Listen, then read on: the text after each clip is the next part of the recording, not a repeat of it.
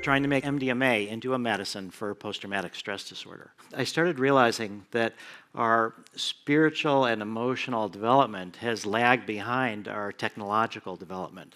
Actually, it was back in 1972 when I was identifying as a counterculture drug-using criminal. And I decided I don't want to be a criminal, but I do see psychedelics as a lifelong pursuit. I'm trying to figure out how we integrate psychedelics into our culture so we're not so motivated by multi-generational traumas and fear and anxieties. I learned about MDMA in 1982 when it was still legal. About 500,000 doses were used in therapeutic settings, but MDMA was criminalized in 85. It took us from 1986 when I started MAPS to 2000, 14 years before we were able to first start working in patients. We've treated 107 people with chronic treatment-resistant PTSD. We're working with the hardest cases. It's a 3.5-month process with about 40 hours of psychotherapy, 3 MDMA days, and more or less 90 minutes weekly non-drug psychotherapy with a male-female co-therapist team. 23% of the people no longer had PTSD just from the therapy alone. But when we added full-dose MDMA, it went up to 55%. So it was more than twice as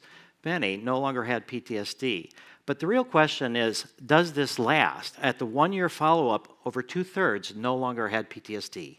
Something fundamental can be changed in the brain through MDMA-assisted psychotherapy. The treatment works regardless of the cause of PTSD. We've worked with complex PTSD, women who had childhood sexual abuse, adult rape and assault, combat-related PTSD. So that means we can enroll anybody with chronic PTSD. Everybody gets 3 preparation sessions, then they get 3 MDMA sessions, and then 9 integrative sessions. So this is very much psychotherapy intensive, punctuated by 3 MDMA sessions once a month. We're going to be setting up a network of clinics. This is going to be one of our psychotherapy clinics, and this will be the doorway, we think, to cultural transformation for legal access. This is from redstate.com. I cannot emphasize how much this treatment changed my life. It went from constant daily suicidal ideation, anxiety, depression, to almost nothing.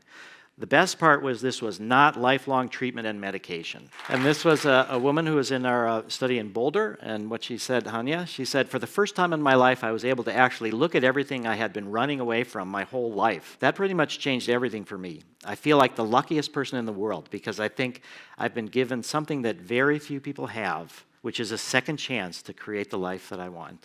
Thank you.